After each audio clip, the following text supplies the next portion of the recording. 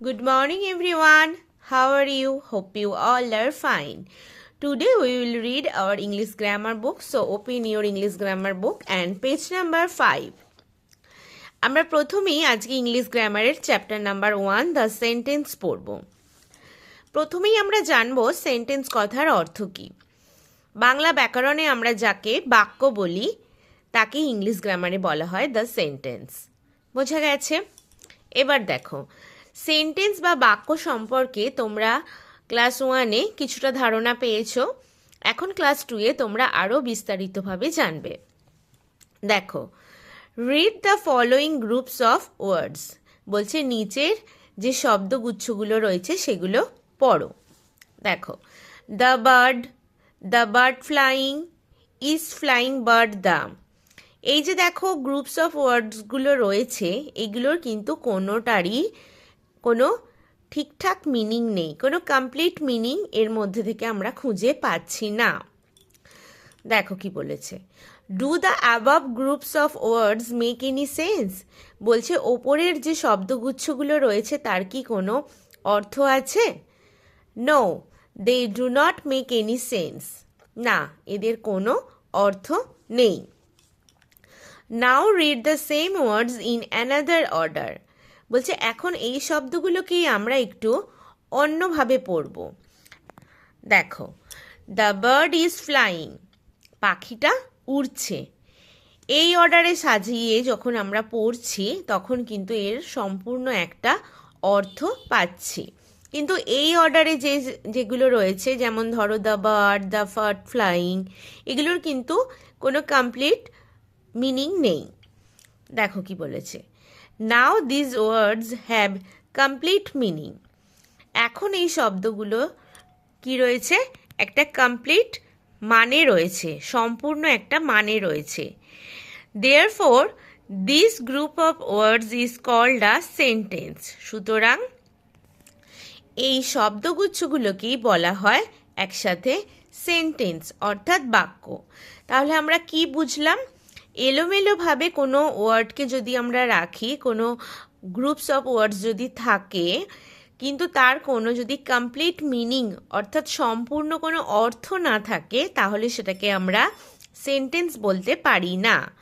যখনই শব্দগুলোকে আমরা ঠিকঠাক অর্ডারে সাজিয়ে তার মধ্যে থেকে একটা কমপ্লিট মিনিং খুঁজে পাবো, তখন সেটাকে আমরা কি বলবো?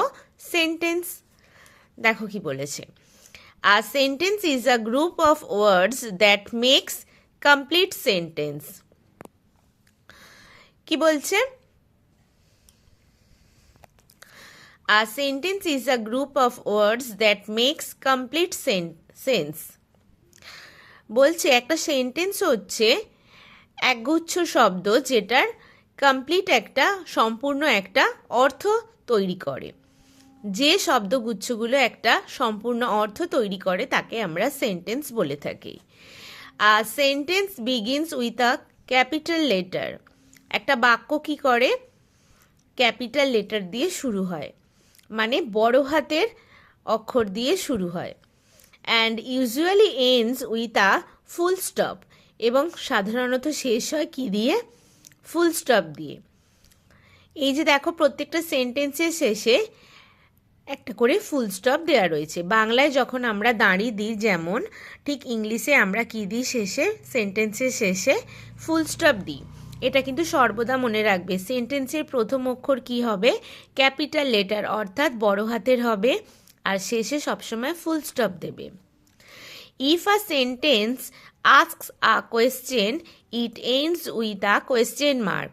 বলছে যদি কোনো সেন্টেন্স কোনো কোয়েশ্চেন জিজ্ঞাসা করে, মানে কোনো প্রশ্ন জিজ্ঞাসা করে, তখন তার শেষে কি হবে? একটা কোয়েশ্চেন মার্ক হবে। বাংলাতেও সেম হয়, কারণ বাংলাতেও যখন আমরা কোনো প্রশ্নবোধক বাক্য লিখি তখন তার শেষে কি আমরা দাঁড়িয়ে দিই না, একটা কোয়েশ্চেন মার্ক দিই। ঠিক তেমনভাবেই ইংলিশ গ্রামারেও আমরা কি করব? যে সেন্টেন্সের মাধ্যমে আমরা কোনো কিছু প্রশ্ন জিজ্ঞাসা করব তার শেষে আমরা ফুল স্টপ দেব না, কোয়েশ্চেন মার্ক দেব। যেমন ধরো এখানে একটা এক্সাম্পল দিয়েছে, হোয়াট ইজ ইউর নেম। এটা কি জিজ্ঞাসা করছে? তোমার নাম কি? একটা প্রশ্ন জিজ্ঞাসা করছে, তাই তার শেষে কি হয়েছে? একটা জিজ্ঞাসার চিহ্ন হয়েছে। তাহলে বোঝা গেছে আমরা তাহলে কি শিখলাম, যে একগুচ্ছ শব্দ বসলেই সেটা সেন্টেন্স হয় না, তার একটা কমপ্লিট মিনিং থাকলে তবেই আমরা সেই গ্রুপস অফ ওয়ার্ডসকে কি বলবো, সেন্টেন্স বলবো। তো সেন্টেন্স শুরু করব আমরা সর্বদা ক্যাপিটাল লেটার দিয়ে, অর্থাৎ বড় হাতের অক্ষর দিয়ে, এবং শেষ করব সাধারণত ফুল স্টপ দিয়ে। আর যদি কোনো সেন্টেন্সের দ্বারা আমরা কোনো প্রশ্ন জিজ্ঞাসা করি, তার শেষে আমরা সর্বদা একটা প্রশ্নবোধক চিহ্ন দেব। ঠিক আছে, এবার দেখো তোমরা এগুলো নিজেরাই করতে পারবে।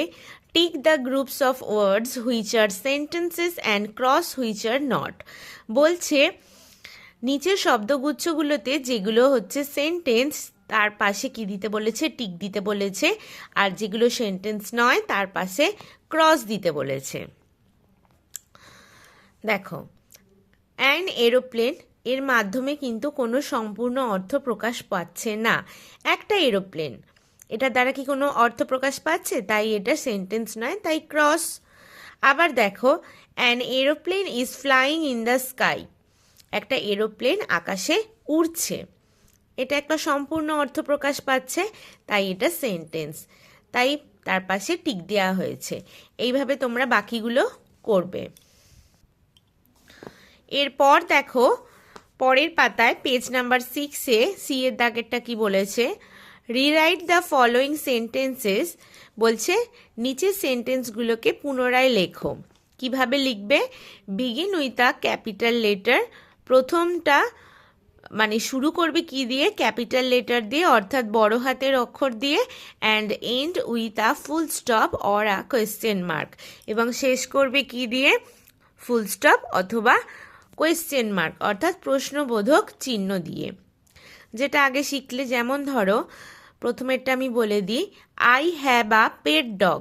আইটা কি আছে, ছোট হাতের আছে, সেটাকে আমরা বড় হাতের করে লিখব, এবং পেট ডগের পর দেখো কোনো কিছু মার্ক নেই, কোনো ফুল স্টপ নেই, আমরা শেষে গিয়ে কি দেব, একটা ফুল স্টপ দেব।